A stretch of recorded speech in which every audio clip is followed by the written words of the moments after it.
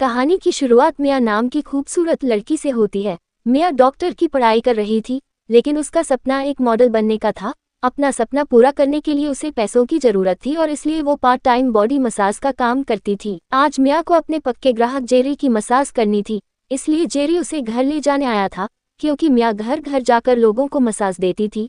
कुछ ही देर बाद ये दोनों जेरी के घर में थे। मिया के नर्म नर्म हाथों से मसाज करवाकर जेरी को नींद आ गई, जिसके बाद मिया वहां से चली जाती है। जब वो वहां से वापस आ रही थी तो उसे रास्ते में 3 लड़के मिलते हैं। खूबसूरत मिया को देखकर वो उसे छेड़ने लगे और मिया भी इस चीज का भरपूर मजा लेने लगी। लड़के तो आम बातें कर रहे थे, जबकि मिया ने अपनी बातों से ही उनके गन्ने गीले कर दिए थे। अब लड़कों के पूछने पर मिया उन्हें बताती है कि मैं मसाज करने के लिए होम सर्विस देती हूँ। ये सुनकर वो तीनों बेहद खुश हो गए और मिया उन्हें अपनी मसाज के फायदे बताकर वहां से निकल गई, क्योंकि उसे अपने अगले ग्राहक से मिलना था।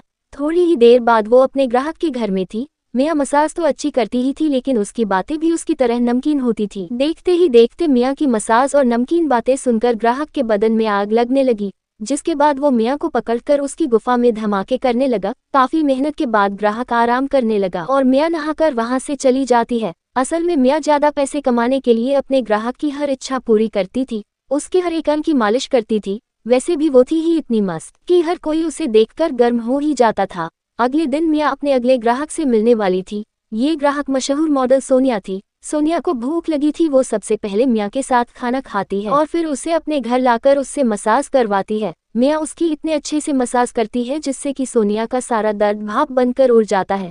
सोनिया के पूछने पर मिया उसे बताती है कि मैं भी मॉडल बनना चाहती हूँ। उसकी मसाज से खुश होकर सोनिया कहती है कि कई मॉडलिंग कंपनीज में मेरी अच्छी पहचान है, मैं अपने दोस्तों से तुम्हारी अच्छी सी तस्वीरें खींचवा कर कंपनी में भेज दूंगी। मिया मसाज देने के बाद अपने ग्राहक के घर में ही नहा लेती थी, ताकि अगर रास्ते में उसे कोई घर ले जाना चाहे तो वो तरोताजा दिखे। अब अगले ही दिन वो सोनिया के घर आकर तैयार होने लगी, जिसमें सोनिया उसकी पूरी मदद करती है। सोनिया का फोटोग्राफर दोस्त रियो भी घर में आकर अपना सेटअप लगाने लगा था। जल्दी ही सब कुछ तैयार हो गया, जिसके बाद सोनिया के बताए अनुसार मिया अपनी मस्त मस्त तस्वीरें खींचवाने लगी। मिया का ये पहला फोटोशूट था, इसलिए वो बेहद खुश थी और जैसे रियो और सोनिया बता रहे थे वो बिल्कुल वैसे ही कर रही थी।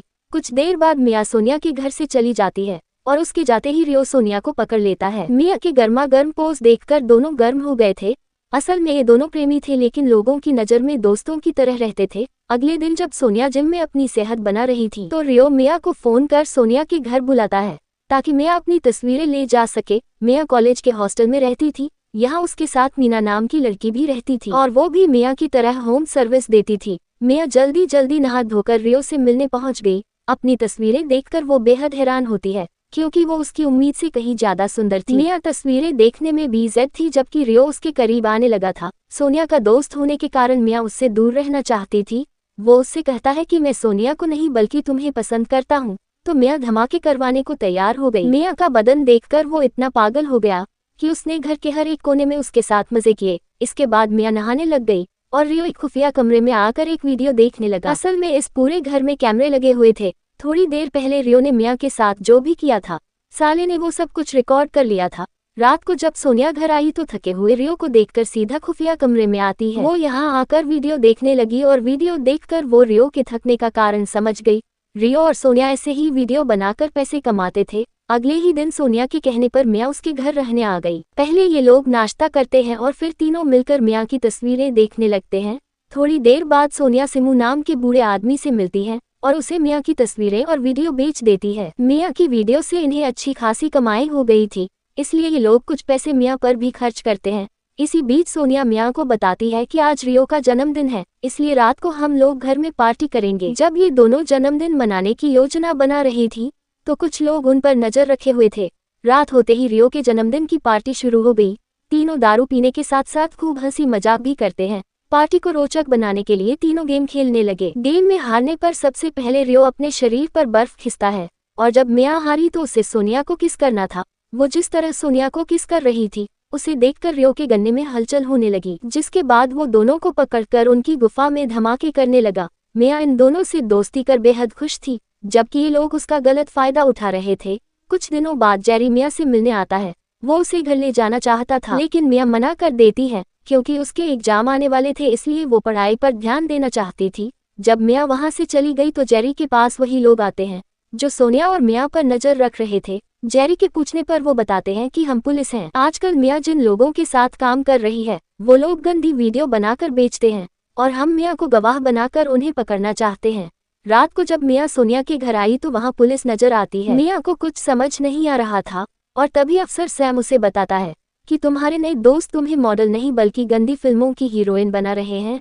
इसके बाद पुलिस वाले मिया को लेकर एक होटल में आते हैं और मिया की मुलाकात सिमू से करवाते हैं, जो उसकी वीडियो खरीद कर उन्हें इंटरनेट पर डालता था।